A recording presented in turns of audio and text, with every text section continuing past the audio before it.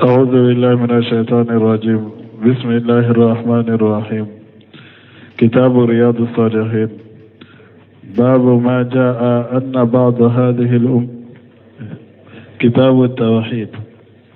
باب ما جاء أن بعض هذه الأمة يعبد الأوثان. وقال الله تعالى: قال الذين غلبوا على أمرهم لنتخذن عليهم مسجدا. بسم الله الرحمن الرحيم، والصلاة والسلام على نبينا محمد وعلى آله وأصحابه وسلم تسليما كثيرا. سبحانك لا علم لنا إلا ما علمتنا إنك أنت العليم الحكيم. أستغفر الله الذي لا إله إلا هو الحي القيوم وأتوب إليه. اللهم انفعنا بما علمتنا وعلمنا ما ينفعنا وزدنا علما. biye araba suye hijriya bakele ani kemenani ani dinani ani woro shaharu jumada le akhir minye hijra sankalo woro na bisuye watannai miladi nasarau kajate ba fulani mugani nani sankalo tani fulana bisuye watani kelenai ambe dawda bu masjid raja wambo kono darasuwe shaykhul islam muhammad ibn abdul wahhab aka kitabu kono kitabu tawhid bonda mi na ko min nana ka fo nimman tondo ube pode patoke ambo bonda de kono anye ayaw fula kala bondaina ale ayatu salisatu bondain ka aya sabana qawluhu ta'ala alaka kuma alladhina qalabu ala amrihim mugo munu nye fanga soro kashe soro demisenun ka kola uluko la nettaqizanna alayhim masjida wallahi ambe misiri jo uka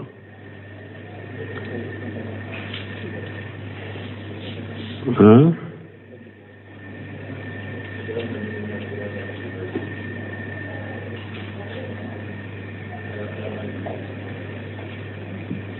umay garati mandi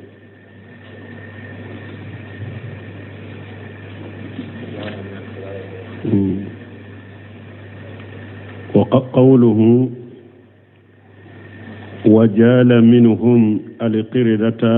والقناجير. القردة جمع قرد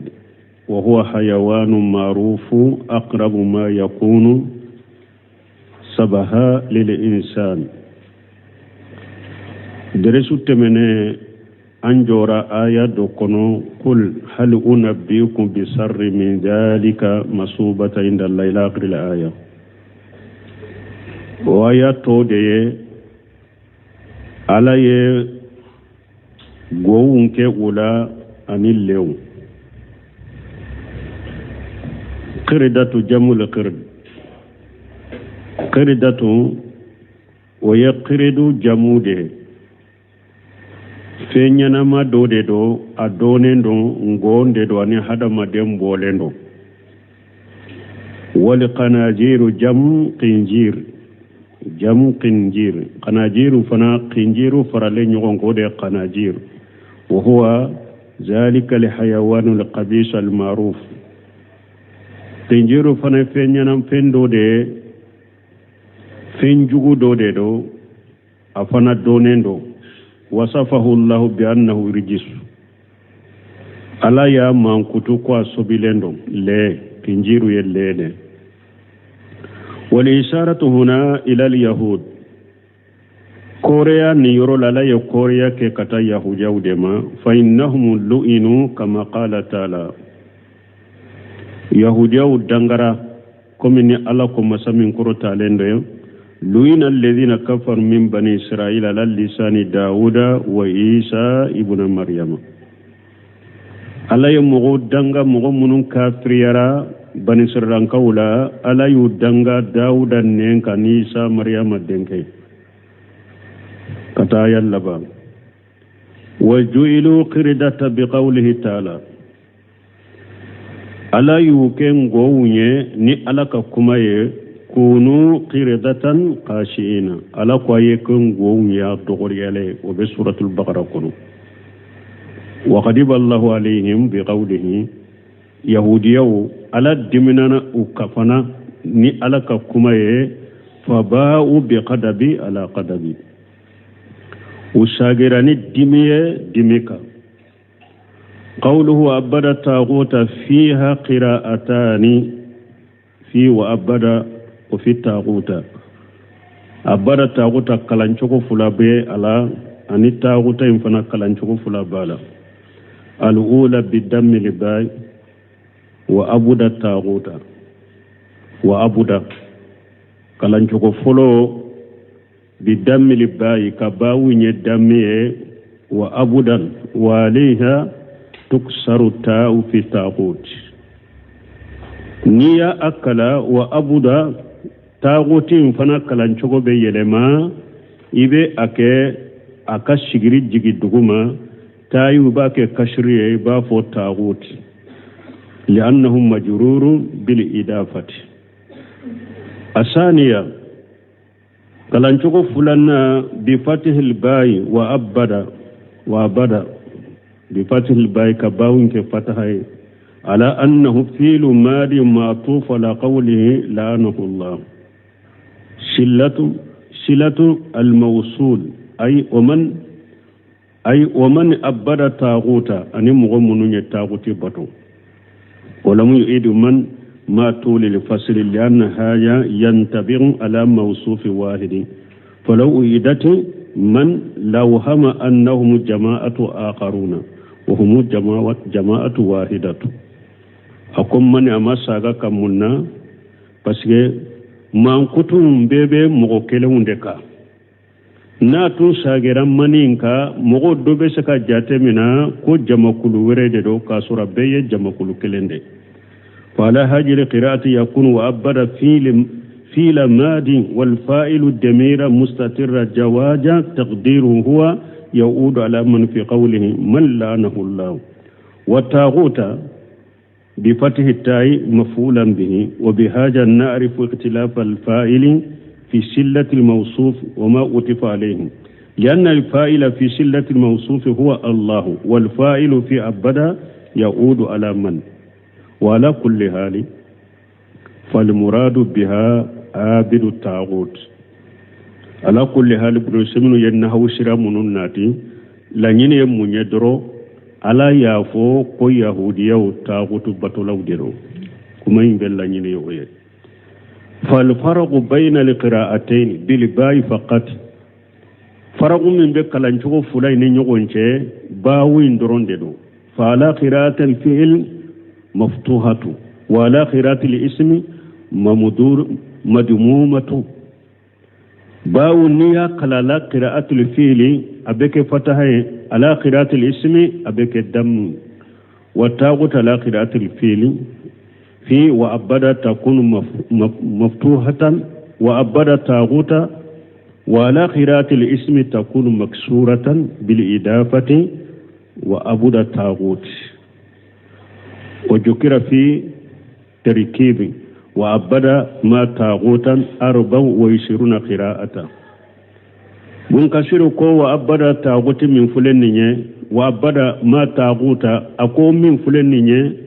ابن سمير رحمه الله أكو من فلنية كو ويه كلانشوغو من فالا بي كلانشوغو مغاني ناني بو ولكنها قراءة ساجة غير قراءتين سبعتين وأبدا وأبدا معنى وأبدا من فلنية نسمين كو كلانشوغو من فورا على أبتا كلانشوغو مغا أنيناني أقوم او كلانشوغو يساجو دي saju de do o bolen be kala fo kalancogo fula kalancogo munun be kalancogo wolon fula in kono o yede wa abadan wa abuda nin kalancogo fula doron de be sabu iya in kono kalancogo wolon fula in kono no kalancogo to ni ayala ni harafula ako abbe saju al ayatu salisatu qawlu ta'ala آية سبنا لك كما قال الذين قلبوا على أمرهم لنتخذن عليهم مسجدا. هذه الآية في سياق قصة أصحاب الكهف. ni aya min fulen ni nye nin nyana kafu dunkew kulugo dunkew ka qissa de la ni aya wa qissatum ajibatu kulungo dunkew ka qissa kabako de do kama qala ta'ala am hasibta anna ashabal kahfi wa raqim kanu min ayatina ajaba ko min ala yere yafo ako yala e ya miri dewa ko kulungo dunkew ka qissa ani munun ka ko sebelembe uka kulungo dala yala e ka miro la wulude ne ala ka kabako be ka kabako yewa wa hum fitiyatu amanu billahi wa kanu fi biladi shirk nin kamale munun fulen no ka kisan na suratul kahfi kono funan ke wude do ule manani alaye utumbe dugu min kono mushrikiya dugu de do فخرجوا منها إلى الله عز وجل وبورا دغين كونو كتا علما فيسر الله لهم قارا على يقولون غدون نغيا ويه فدخلوا فيه ودون نقولون كونو وناموا فيه نومة طويلة وسينغرا كولون كونو سينغو من كجا كوسوبه بلغت 300 سنين وازداد 9 ukashi nogo janya shera san keme saba dobaka san keme saba san kono dobaka wa humun naimun san keme saba ni san kono dobe shinogola la yahtajuna ila al-akli was-surbi ute hatagiya kata dumunila ute hatagiya kata minima wa min hikmatillah agalaka kodon fanala anna allaha yuqallibuhum jata al-yamin wa jata al-shimal ala tumbu yelema fana uka kinin anu kanniman kerewula kinin kerewuni numan kera labu yelema sinogo inkono hatta la yatarassaba damu fi ahadi janibaini puru joli kanata jo uka ewa fa donu kanata jo uka kere dola ka doto puru uka joli kana jo ube yelema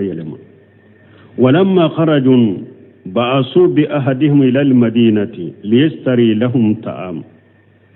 san keme sabani san kononto kofe tumami bora sinogola uyu dola kelenci ku bora dugu minna uni wori munun bora dugu in kono ku do dama ko akata dumuni sawuye wa akhirul amr kullaba anna ahla al madinati talau ala amrihim dugu mogo boru kalama kullaba dugu boru kalama wa qalu la budda an nebuni ala quburihim masjida tumami dugu mogo boru kalama uko atenya fo nununka yawa kaburu munun fulen ninye fo anka misiri de jo ya parce que nunu yala ka woli judu ala ka mogo nyuma udelo fo anka misiri do de jo nununka ku barika nyini wa qawluhu ni ala ko qala alladhina qalabu ala amrihim mogo munun nu ulu se wa shayba ya soro ukakoka al muradu bihim al hukamu fi jalika al waqti la nyine jonye o waqti masake tumami utaru ka kaburu la utaru ka kulngola yusu soroye dugum masake na ka jamade ko parce que ko be ulu de bolo shayba ya be ulu de bolo mo tese masake na ka jamala masake na ka jamade ko sisa nunun kamale munun fule nunun ala ka mo nyuma de fon kam misiri do de jo nunun ka an ko barka nyini qalabu ala amrihim mo te se ka della tani ninye de ka fala yire ko qur'ana kono u ko fo ambe misiri jo uka nunun nyi misiri jo uka nu ka fanga de ne ma misiri jo nunun ka ni islamia ka delilai uye misiri jo ka nu ka fanga nu ka fama ya fanga de mogote min bese ku bali uye misiri joni ode fanga me umma misiri joni delela ko sariya ma sariya ya Allah daga uye qalu muqsimina muwakkidina uko ukalila kuka kuma giriya la nataghijanna alaihim masjida wallahi ambe misiri jonununga wa bina'u lil masajid al qubur min wasa'il shirki kama sabaga aw kam misiri fana jo kaburuka shirade do kata mushriki yama ko me anya fo kateme chokomi munna Muhammad ibn Wahhab yenni ayado parce que akode ko mogo be soro nimmanto kono munum be boli bato komi mogo temena munun temena uye boli bato chokomi donc ni munu fule ninye nu ye misiri jo ni fona ke ka kabaro ka mogo temena untea mogo temena unde do wala mogo temena undo de fule ninye uye misiri jo kaburuka wala chiden kam manto fona mogo do soro lula kanunu la dege kam misiri jo kaburuka fawaidu li ayati sabiqati aya munun fora kateme abe komisa aya fula o fora kateme aya munun fora kateme abe na ulu faida fo min fawaid al ayati al ula ma yali aya fulo o ka faida munye o ka faida ye munun bena fo anna min al ajabi abe kabakola an yuta al insanu nasiba min al kitab summa yu'minu bil jibti wa taghut abe kabakola ja hada madendo be se ka soroye ala be ni yoro dama kitabula ona tabe abe limanani taghutuwe ala mutaril alladhina utu nasiba min al kitab yu'minuna bil jibti wa taghut amma temalawa ja kabakodo ala be se kan ni yoro di mugo doma kitabula me o tigi be sagi kalli manani taghutuwe kasoro kitabu babolo doni dirama kitabu la ni yoro demana kitabu la meona tabe abelli manani tagutuye anyo famu fulanna anna al-ilma qad la ya'sim sahibahu min al-mashiyat anyo ado aya fulo kono faida wala ko ja doni bisikake ata tigi kisi ala sosoma mogo besika ke doni ke baye ja ika doni ti kisi ala sosoma li anna alladhina utul kitaba amanu bil kufri parce que kitabe dira mogo munuma doni diru maw kitabe dira mogo munuma ulli manani kafiriyai walladhi yu'minu bil kufri yu'minu bima dunahu min al ma'ash sit mogo minna belli manani kafiriyai junubu min be kafiriya korabelli manano fana donc ni nya yiranna ko doni be se ka di mugo do ma ja aka doni te se ka bali ala sosola comme ni kitabe dunke kitabe diruma mais amu u bali kalli manani kafiriya ni mugo min limanani kafiriya junubu min be kafiriya duguma be limanano fana sabana uzubu inkari li jibti wa taghut anyado aya folo faida kono a wajibiranka minye dabalu ye ani kolon filun anka ulun nankariya ani taguti danteme koni boli bato ankun nankariya wajibilen banka dabalu kolon filun lajjelun mori ganayaw unula nyogonaw a wajibilen kankun nankariya awajibilen banka boli bato ankan nankariya li anna Allah ta'ala saqa al iman bihima masaqa li ajabin wa jammi parce que ala yalli maniya li anna Allah ta'ala saqa al iman parce que ala yalli maniya sama bihima kallimanani nunu fulay ala ya sama kafo munna masaqa fil ajabi wa jammi kabakoli anil lagosili ala yukalliman ya foni munye ni yoro la kabako la anuku lagoshi fala yazuzu iqraru li jibti wa taghuti ate daga anka dabalu kolon filu laturu daw boli bato ate daga anka nunun sabati ja kwankun nan karyade anyo famu aya kono nanina ما ساقها المؤلف من أجله مؤلف آية فلوي سما من قصو آية فايدة يوفناي أن من هاج الأمة من يؤمن بالجبت والتاغوت كو جا مغبي سرو نمان تون فنالا منو بلي مناني دبلو نكولون فيلوني أن نو بلي مناني دانتمي كوي بولي بطوي لقول صلى الله عليه وسلم ciden ka kuma kosala ka tanuna kisibaka la tarkabunna sunana man kana qablakum ciden ko bina mo ka sirat ko mo ka siraw ko munun temena awunye fa ida ujida fi bani israila man yu'minu bil jibti wat taghut ni mo sorola bani israilan kawla mo munul limanani dabaluye ani ewa boli bato fa innahu sayujadu fi hadhihi al ummati aida من يؤمن بالجبت والتاغوت ولا مغوبنا الصرن من تون فنلا جاء من بلي مناني دبلويه عن التاغوت من يبولي بطويه مؤلف يري آية سمنين دي كما ni مغو صرلا مغو تمنونا نولي مناني دبلوني كورونا فينوني بولي بطويه جاء مغوبنا الصرن من تون فنلا munun belli manani dabalu ni kolonu finu ye ani taguti ye anyo famu aya kono donc ni nye aya folo fayda ye na famu ni aya folo lo fayda ye ni nye onu fawaid la ayati saniyati ma yali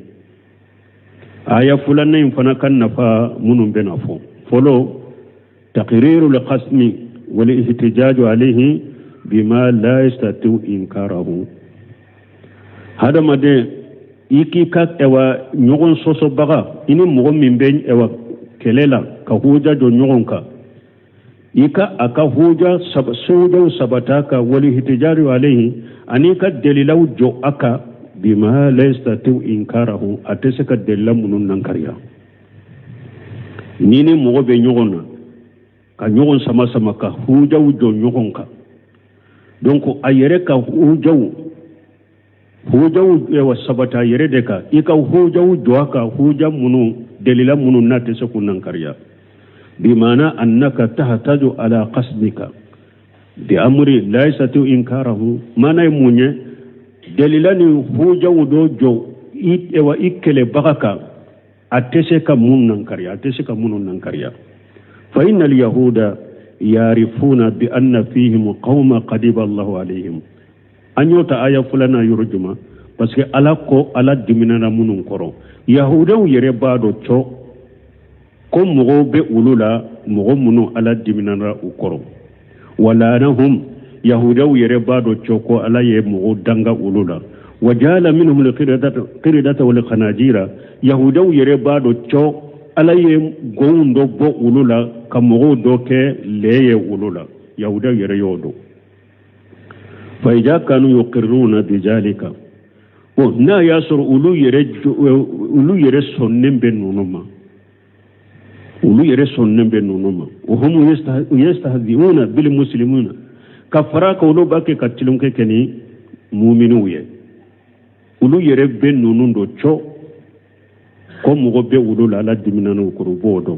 وبادو چو كم غدو بي أولو لالا يودانغا وبادو چو كو علي مغو دوكي gonye ulula ubado cho ko alaye mogo doke le ulula nu ulu yerebe nindo kaba nu lu sagera katilun ke keni silamawiye ka yele bonda ke silamawula fa naqulu lahum amba fo uye ayna mahallu listidai alladhina hallat alayhim hadhihi aluqubatu am alladhina salimu minha nu yere yen nimbe dosa donc amba fuye sisa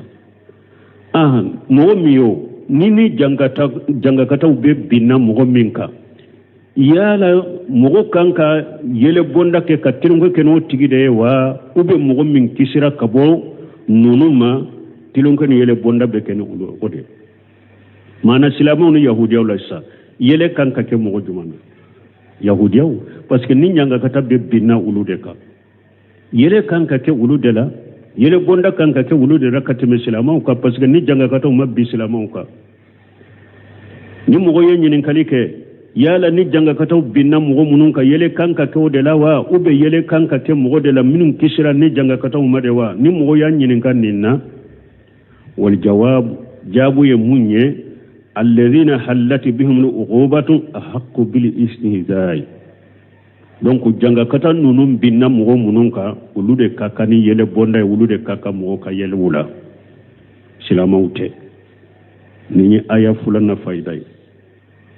yele kanka ke yahudiya wudala yele bonda kanka ke yahuda wula kateme silamaw ka parce que ni janga kata munun fora ulu mabbi silamaw ka u binna ulude ka fulana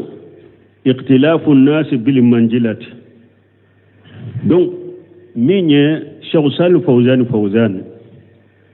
abe qaida jugu dobe mugo bolo sisa aradu kola aba a faida bonni ayala yahudiya fule ala ye yahudiya ka ewa bara jugu dama defo na be aradu kuka yala yahudiya munun temena nu do kera leye do kera ngonye ala dimnara do korom yala mugo do tuntula munye nyuma unkewa nyuma situ bolo jogo nyuma sutu lawa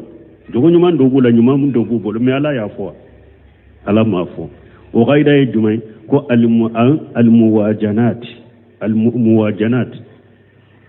o be mugo bolo sisa puru karadu da tugu mugo kana aradu ke bidiya mugo ka ko ni mugo bidiya be mugo bolo chogo chogo ko ni ya ka ko jugu fo chogo chogo ko aye nyuma munun fana ke kana nyino ko ni nya qaida jugu ba Cheikh Salih Fawzan ye aradu ke qaida inka ka istimbato ka bonni ayala i'anatul mustafid kono akon ni nya qaida cinyalenye ako ala fule ka yahudiya ka jugu mununu kala hala jugu munun fo na maga ewa ama maga u kan yumanna nimba iranna ko qaida mimbe mugo bolo ko niye mugo ka jugu man fo ya abika bidiya fo anyuman fana foke ni nya qaida jugu bade nin qaida la nyine munye akon ni la nyine de puru ka hada madum mina ka bo bidiya mugo mani qurafati ani mugo pilile mugo kana radukuka donc aradu yorola ni be aradu ke mugo ka kojugu de ka ita ka nyuman fo yorola ube aradu inde ka ka juguma doronde fo ni e ko be aradu ke mugo de ka pour mugo ku yere kolosama e aye juguma munke la hala jugum min bale yo fo isa gera ka tanu fana mugo be ta yorodo yerela ibe juguma aradu yoro ibe juguma unde fo al muwajanati magalu be fune kuma min fulen ye kuma cinyalendo qaida min fule qaida cinyalendo do ni be aradu ke mugo ka ibe nyuma ibe juguma undoronde fo ita tanu tuguni ita ka nyuma sifo me doni ke ba ko na ya soro o bida mugo sugu ni ba ke ka katari gude fo kaka shira na katari gude fo kitabu kono aka shira na katari gu foto ibe se kaka juguma unfo ola donc kaka nyuma unfo tarugo fo yoro ni ba fe kaka shira de fo ibe se kaka juguma na ka nyuma unfo yoro la kele ube fulanna al muqawamati ni ba fe ka tilede e ba fe ka wele kana dina de kan neshira de ke ka tile wala ni abe juguma munun ba bolo ibo fo abe nyuma munun fana ke ibo fo ye pour kasama ni ba tilede iba juguma na ka nyuma unfo mais ni be aradu de kaka juguma ndoro de be fo nyumante fo yoro la atetanu mo kanin fam minye Salih Fawzan abo stimbatu ni ayala ya ikhtilafu an-nas bi manjilati inda Allah bo hada madon ka jo yorote kelenye alafe li qawli bi sarri min zalika masubata inda Allah na kun kaw kibariya ba mu'min ka saraka jugo alafe kateme mugo to beka donc ni ya yira na ko hada madon tella hala kelenye alafe yawmal qiyamah ولا شك أن الناس يختلفون بزيادة الإيمان ونقصه شكتلا هذا ما دون تكلني لمن يجدر أنا نقص لله وما يترتب عليه من الجزاء ani ewa saram min be limaniya jidirina anagasilin nofe hada madun te kelenya wala mogom min kal limaniya jidilendo saram min be di ema ani mogom min kal limaniya nagasilendo asara kelendo wa kelewunte anyo famu aya na bisarri anyo famu yorojuma ka fo hada madun te daraja kelenye alafe hada madun kal limanu te kelenye alafe hada madun ka sarau te kelenye alafe anyo famu aya fulana na بسار من ذلك مسوبة عند الله سبنا سوء حال اليهود الذين حلت بهم هذه العقوبة من اللعن والقدب والمسق وإبادة الطاغوت فإذا سبنا آية فلنا لا يهوديا وكلا حالا جغويا أنيودو يهوديا منو نين جنغا كتاو جغنا أوكا جنغا كتاو جمع danga ala ka dimi ani ala ku u yelema ku ken gonye anu ka boli bato ni janga kataw binna mugo munu ka ni janga kataw ye mugo munu soro min ye yahudawe ni nye lahu yahudaw kala hala jugu ya iranna ni janga kataw be binna yahudaw ka nanina isbatu af'ali llahi li ghitiyariyati anya do aya fulanna kan nafa kono ko alaka keta munu alaka bara ketawu usabatilembe alala ko alaka abe bara munu ka bu keni ayre sagode aka sugantili de wannan subhanahu yafalu man yasau anya famu aya kono ko alabe fende ke minya cha anyo tayro juma aya fulanna kono li qawlihi la'anahu allah ni alako ko alayu danga ku mabonne mama فإن اللعنة من صفات الأفعال من يدنغلني مجني كما جك ولا كنيملا ويه على كم منكتو كيوالي ولا على كم منكتو كيوالي لا مود يويه دورنا إثبات القدر لله أن يفهم آية فلانة يكون فايدة ولا كدمي سبت على يكو على بدمي لقوله وقديب عليه alaka kuma koso aya kono ala diminana mogo min koro anya fanko ala be dimi me alaka dimi ani hadamade danfen ka dimi te chogo kelenye bima yeliku bi jalalihi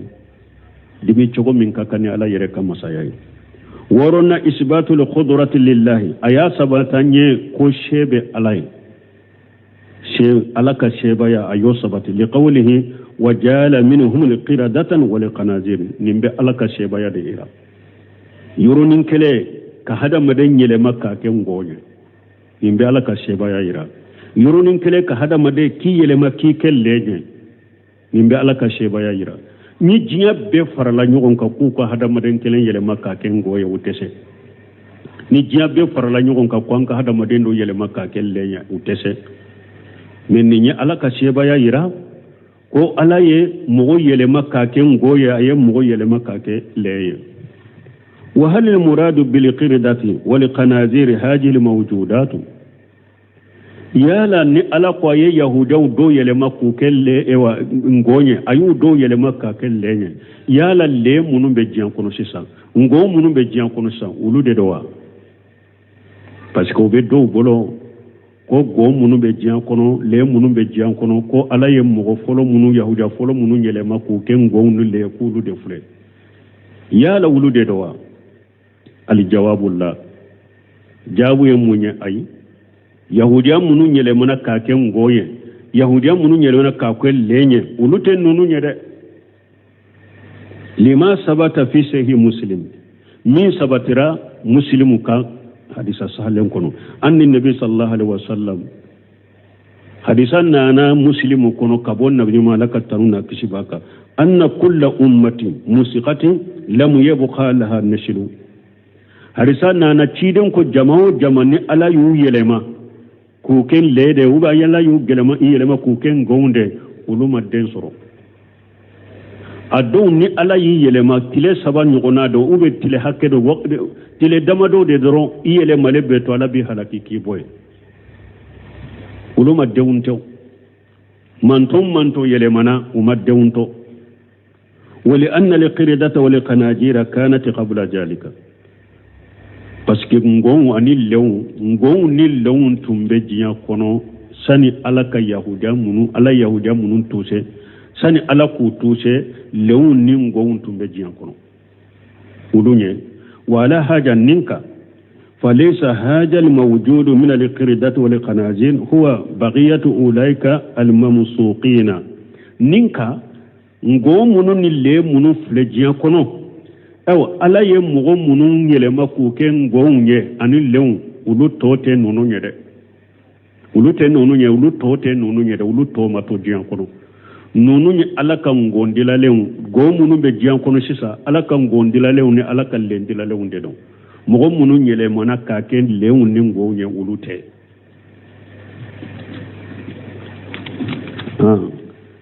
ولو فلنا أن العقوبات من جنس العمل هذا مدين كلنكلي على بي جنگا كتا كين يانجي كيلا جاباني كبارا چوغودي يه جنوبو منك إكا جنوبو نيوغنا جنگا كتا دبي بيكا لأن هؤلاء الذين موسيقوا كرداتنو parce que ni mogo munun fulen ni ala yu touché ku ken gonye wal qirdun asbahu ma yakunu sabaha bil insan dan fe minni hada madem bolendo ngonde do hada madem bolendo katame dan fe untoka fa'alu filan jahiruhu al ibahatu wal hillu wa huwa muharram yahudaw yamunke yahudaw fana ye bara do deke ni ye bara in jahiru lajen kene mala laje e ba fo bara daga lende do ka soro bara in bara haramu yalende yahudaw ye bara minke ni ye bara in kene mala laje iba jate komi bara daga lendo ka soro bara haramu yalende do o ye jumai wajalika annahu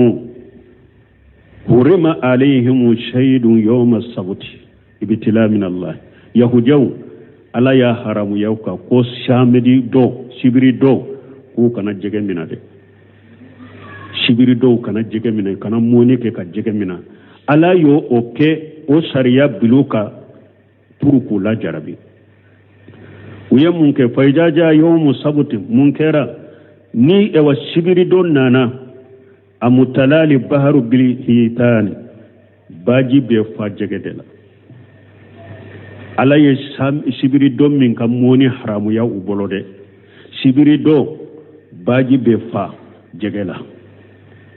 wajaharata la satahil mai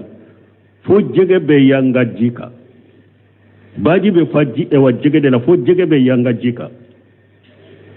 wa fi yawm al jum'ati wa fi khayrihi min al ayami taqtafi me samira sibiri donte do min ne jege bebe dogo wala yati minha shay'un jege shiteye dom min te sibiri doye jege bebe dogo jege shiteye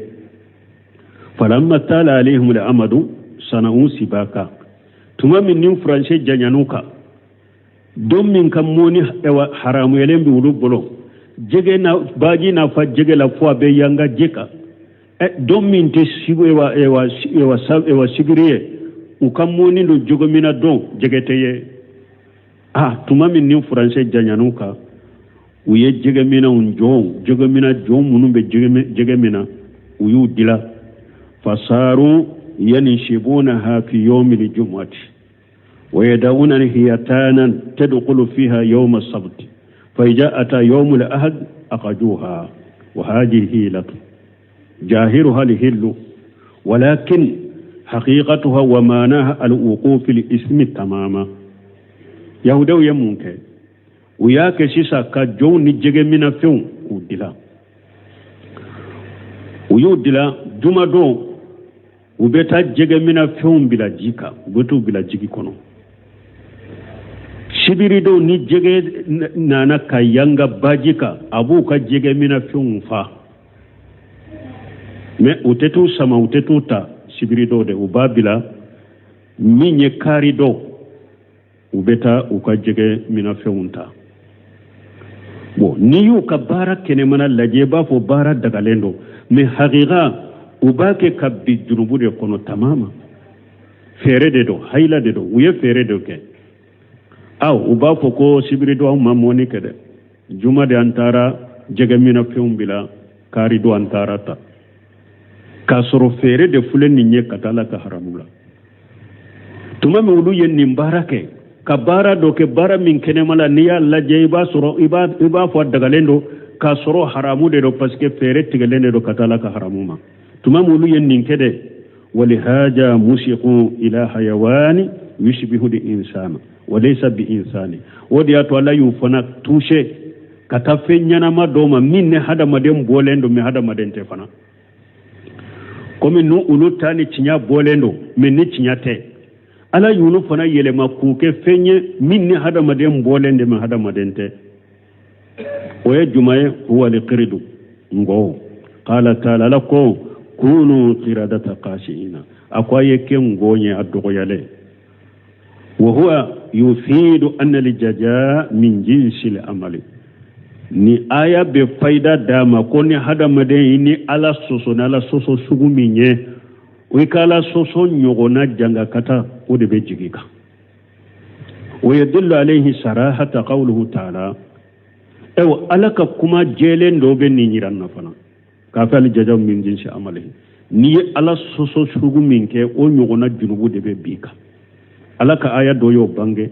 fa kullu aghadina bi jambihi suratul ankabut kono alako ninja makulu kelenkele ne ye bemina aye junubu minke aka junubu ni janga kata minka kanyamina noy sigina anna haula al yahuda saru yabuduna taguta aya fulana faida kono aya iranna kunni yahudiyan ulabana ka ke boli batolawde yahudiyan ulabana ka ke boli batolawde li qawlihi wa abara taguta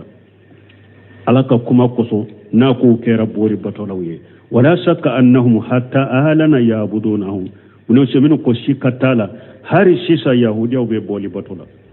hari shisa ubala li annahum abadu shaytana wa atawuhu parce que uye shaytane bato katugu shaytane ko wa asawullaha wa rasulahu ye ala soso katilen so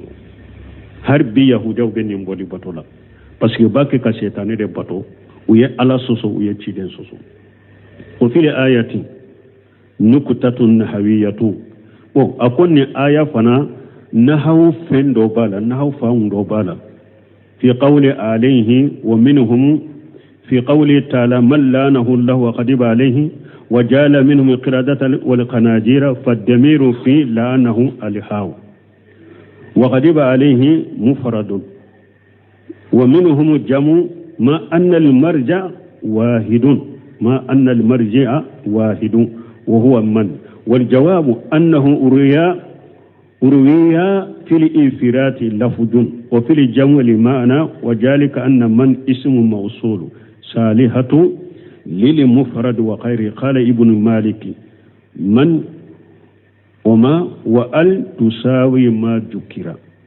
لما ذكر الأسماء الموصولة من المفرد تمامي أيتغو فو تغمنون واسم موصول مفرد فو والمثنى أني اسم مثنى والجمع أني جمع من مذكر ومؤنث قال ومن وما إلغي وقال من لانه الله وغضب عليه وجال منه قردة ولم يقول وجالهم قردة لأن اللعن والقدب عام لهم جميعا والعقوبة بمسقهم إلى قردة وقناذير قاس ببعضهم منكم من لانه الله وغضب عليه وجال منه قردة ولم يقل وجالهم قردة مننا لقد وجال منه قردة أي نقوم بقولا ولم يقل على ما فو جالهم قردة ألا يوكين قوم لأن اللعنة بس دنگا والقدب عن الدمي آم لهم جميعا ألا كدنغا ألا كدمي بيهودا بيدكا وداتو أكو من لانه الله وغضب عليه أيوكي أموي ألا يمين دنغا ألا دمي نرمين كورو باسكي ألا كدنغا ألا كدمي وكيرا يهودا بيدكا متما معنانا ala ye do ke ngonye goyi nyoro amo ke amuye ama fo ala ye ke ngonye amo fo akwala ye ngombo ula do ke ngonye munna parce que yahudiya u be ma toucher ka ke ngonye yahudiya u be ma toucher ka ke ngon ni lenye qasu bi badihim walaysa samila li bani israila kado ke lenye kado ko ngonye o kere yahudiya u do de kere kere ni oye o make yahudiya beka yahudiya u do de kere ngonye u do kera lewnya u bete o dia to ngon yorola ni le yorola ako wajala minhum khiradatan wal qanajir amatu wajalahum parce que bema ken ngon ni le o min fawaid al ayati waqti sira ni aya faida ukachare ha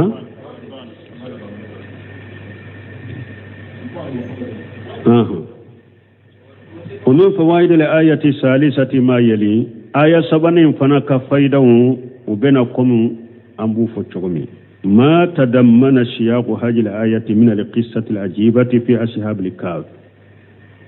donc آية سبعين فايدة ومونية آية نقيسة كبقول من سمانية كافو من يقولون دونكوية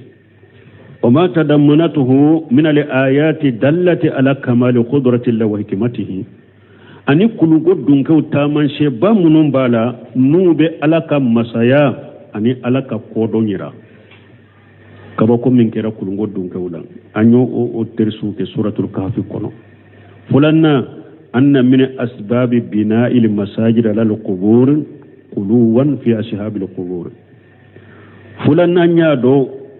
ko mishiri joli kaburula mishiri joli من أسباب بناء المساجد على القبور أبن مشيرو جولي سبب لقبروك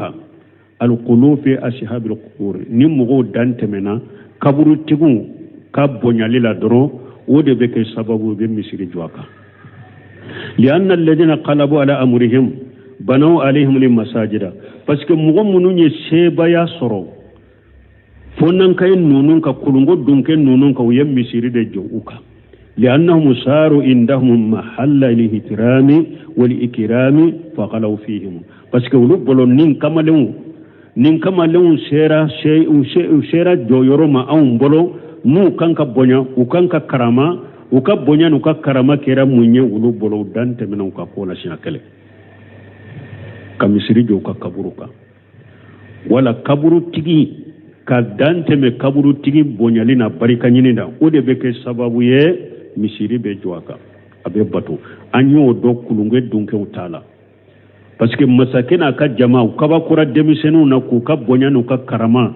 ode donu dusukun kono fo udante mena ka koula uye misiri joka kasoro silamia sariya jenen tay intenay sabana anna alquluwa fil qubur wa yanqalla qad yudi ila ma huwa akbar minhum sabana ayala ayayira na ni mɔgɔ min dantɛmɛna ka dantɛmɛ kaburu ka ko la hari n'a y'a sera dantɛmɛ fitini de don o bɛ hadamaden sama ka taa fɛn na min ka bɔ ka tɛmɛ e ye min kɛ ni e dantɛmɛna kaburu dɔ bonyali la dɔrɔn ka kogo jɔ a la ko dɔ bɛ na min ka bon ni kogo jɔli ye ni dantɛmɛna kaburu dɔ bonyali la ka misiri de jɔ a ka tɛ ko o ye a ka bonya na ka barika ɲini ko de bena min kabbo misirin joliye ولهذا قال النبي صلى الله عليه وسلم لآلي حين باسه نند قصو چيدن ko Ali ibn Abi Talib ma tumami aya ci kata dugu dola ako tanin dugu masinana ni serai allan tada surata illa tamasitaha ikana photo shi de toye foi ka betushe tanun dugu masinama kana photo sheet toye foi ka betushe wala qabran musrifa illa sawaitahu ewa kaburu fana na korotale no yani kaburu tobo nyogonna aci ika ni kaburu toke kelenya difference kana yani kaburu to ni nyogonche donc ode ya to cide ma tilunke kenna ma fenke ama no ya donnena donc kaburu fule ni kaburu bonyana ni hari ni dante menaka kaburu bonyani ko fitini de ko do bena o kofe min ka bokateme ye min ke o de ato cide nya ali bun abi talibi ci ko kata dugu dola photo be aka be touché kaburu be na korota leno ye kogo de kalawa uye ayere de korota wa ka bo dugu makani kaburu to bo nyogo naw abbe ci ka ni kaburu to ke kala donc wala inshallah ne aya faidaw u banna ya ni ala sonna hadisa munum be dersure ambe dowlola subhanakallahumma rabbuna bihamdika ashhadu an la ilaha illa anta astaghfiruka wa atubu ilayk